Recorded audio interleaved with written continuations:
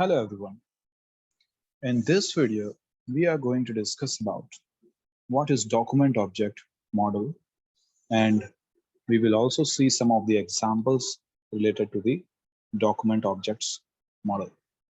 So whenever we have any HTML source code with us, when it is loaded into a web browser, each web browser has JavaScript engine in it. That JavaScript engine converts the HTML source code into a document object model, or we can say DOM representation. DOM is nothing but the representation of your HTML source code into a tree structure format, where each node of the tree represents element or tags of your HTML source code. Now, when web page is loaded into your browser creates the DOM tree. Just remember that. It is not only the browser that can create the DOM tree. There can be different tools also, or different parsers which are available in different programming languages that can also be used to convert an HTML source code into a DOM tree. Let us see an example of DOM tree. In this is our document. Please remember, in DOM tree, the document object represents the root of the tree. That is why when you are doing document.getElementById something, okay, it is basically executed on the root of this DOM tree. So any element which is satisfying this ID name will be returned as a result. So in this example, our HTML source code is converted into a document object model tree. So document, which is a root of this object tree, is pointing to the root, which is HTML tag. Then let us say we have two tags. So it basically has two child nodes, and then each of the nodes will be representing the child nodes as all its child tags. Also, each of the node can have the attributes also. Okay, so let us move forward. What is the usage of document object model? So document object model is basically provides us facility to change our HTML element, or change our HTML attribute, or change the CSS of the page or a particular element, or even add or remove or change the event of an element. Event means something like click, mouse over, or any kind of event we can attach with an element. Okay, so in a short form, you can say that the document object model tree can be used by JavaScript to change. Change means to add any element or anything, update or remove any element, remove any of the attribute or any of the style properties or any of the elements from the DOM tree. Okay, so remember that in a browser environment, it is JavaScript which uses the DOM in order to change any of the element, or basically the DOM tree. Okay, we use document object model majorly for manipulation of this HTML source code, or the DOM representation of the HTML source code. We can basically categorize the DOM manipulation into three categories. One is fetching the information or fetching the element. Other is changing the element. So as we have discussed, changing means changing any of the attribute or any of the element or style or properties. Or we can also add or remove the element. So for fetching the element, we have getElementById. Similarly, getElements. Please notice we have elements. Elements, it is plural. So this will return a single HTML collection, HTML element.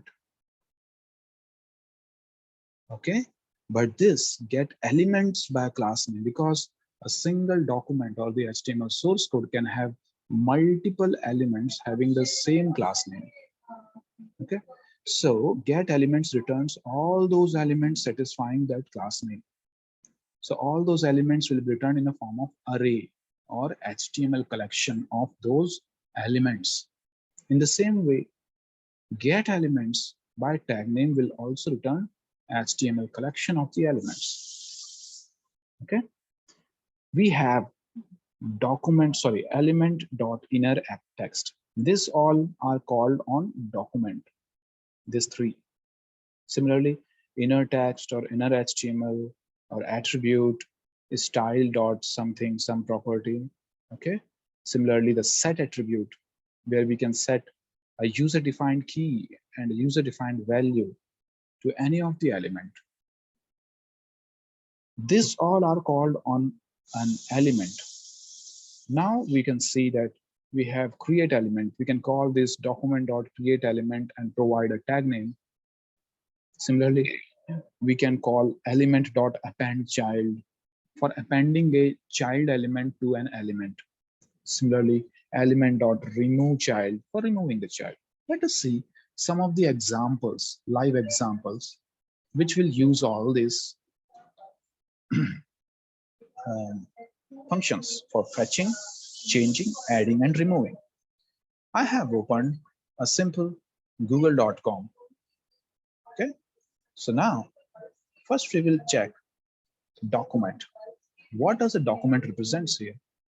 Document represents the whole HTML document which we have just seen. Okay, so if I'm writing document, it represents the whole HTML document. You can see it has all the document properties, and if I'll just expand it and start looking at it, you will see all the associated properties, default properties, and all the associated elements with it. Okay, so let us clear it and start working. Document dot. Let us start finding a simple ID. Okay, using this inspect icon, I can inspect any of the ID.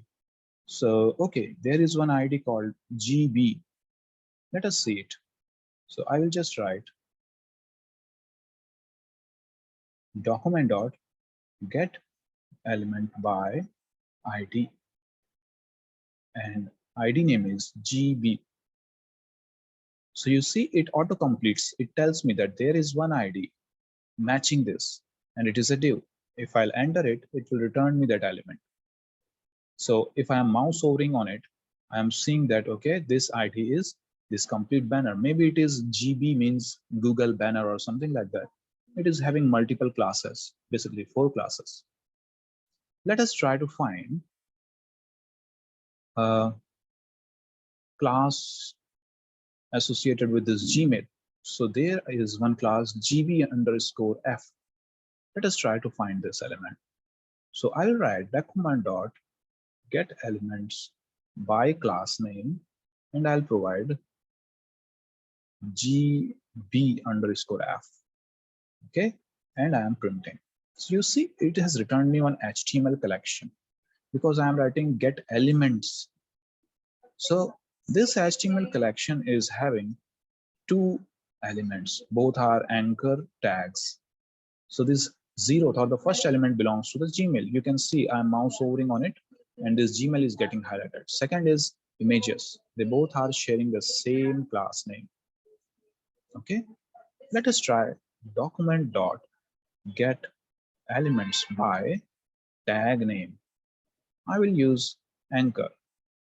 Basically, the common method is to use capital letter for the tag names. If I'll press enter, I see that there are so many tag names. You see 0, 1, 2, 3, 5, 6. After 9, it has stopped showing. It has just shown me more.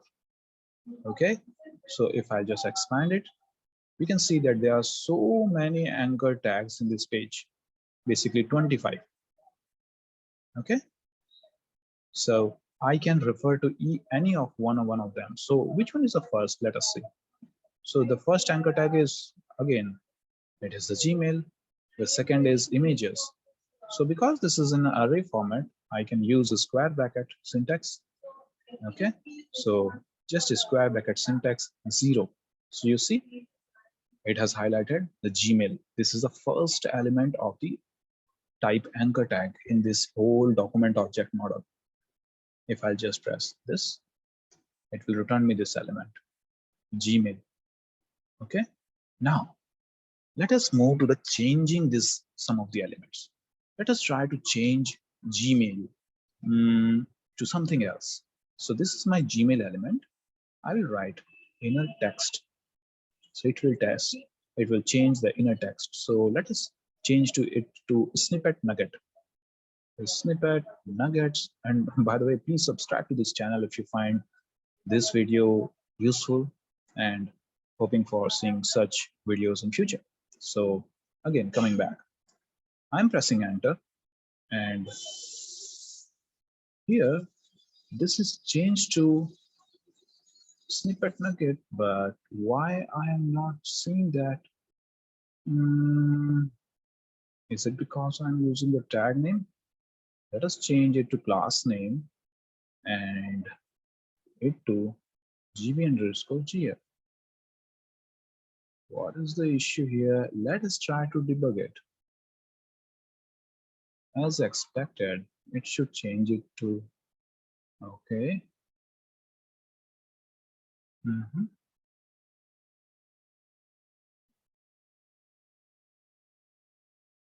Do I need to provide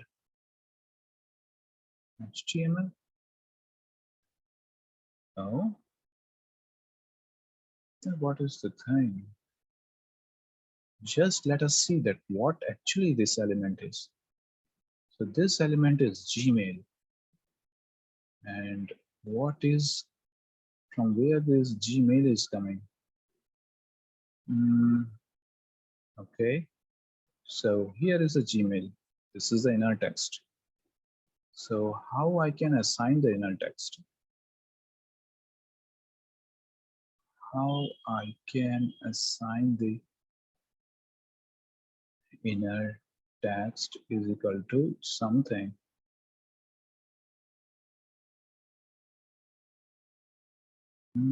Oh yes. So what was the mistake we were doing? We were doing some silly mistake, I feel. Oh, I see. We were using the wrong spelling. So you see, there is one T here.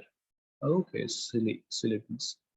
Okay, so let us try to change some of the attributes. So this is my object. Okay, because this is an anchor object, I can access the default attributes associated with anchor. Please note, I can only use default attributes and set its property. So right now it is taking me to the mail.google.com. I'm changing it to https is snippetnuggets.com. Okay, and pressing enter. So let me right click on it and open it. So you see, this is opening snippetnuggets.com. Okay, so this is how we can change the inner text and attribute. Let us try to change its property. So this is my element. I can provide style. I'll be careful about the spelling mistakes. And then I can provide color is equal to, let us say, red. Okay. So style dot, what is the issue then? Style dot, again the spelling mistake. Okay, so yeah, so see, the color has changed to the red. Okay, now I want, let us say, to set some of the properties to it. So as I said, that default attributes we can provide, but for a custom attribute, we can use setAttribute. I'll be careful about the spellings now. So let us say the message. Okay, This is the key, and the property or the value will be please subscribe to channel. Okay, so here, if we will just mouse over in here, we will see that there is one message, please subscribe to this channel. Let us move forward. Now we will see about adding and deleting some of the attributes or elements. Let us take one temp variable in which we will hold the document, we will hold one temporary element. So I can create document.createElement, okay? And in this, I will create one anchor element. So this is my anchor element. If I'll just print temp, so it is returning one empty anchor element, okay? I can add some attributes into it, something like temp dot href is equal to let us say https dot www.google.com. okay, this is href. Also, I'll just add inner text, and inner text I will add as Google, only Google. Okay, now if I just provide temp, it will show me that okay, this is my complete element. Let us come down a little bit. Yeah, so it has lots of the things. Okay, and one thing is, okay, now what we can do is I'll try to add this element somewhere. So where would I add? Okay, where I would?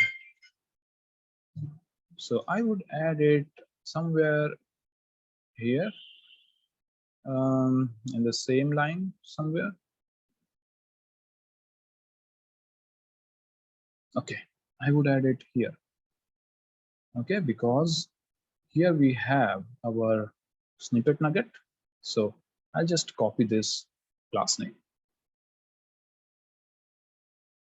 So document.getElementsByClassName, and in the parameter I'll provide the class name.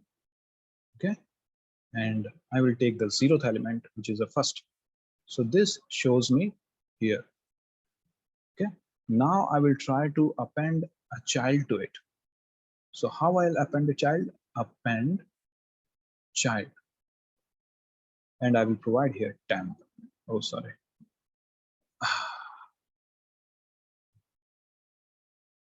I'll provide here temp.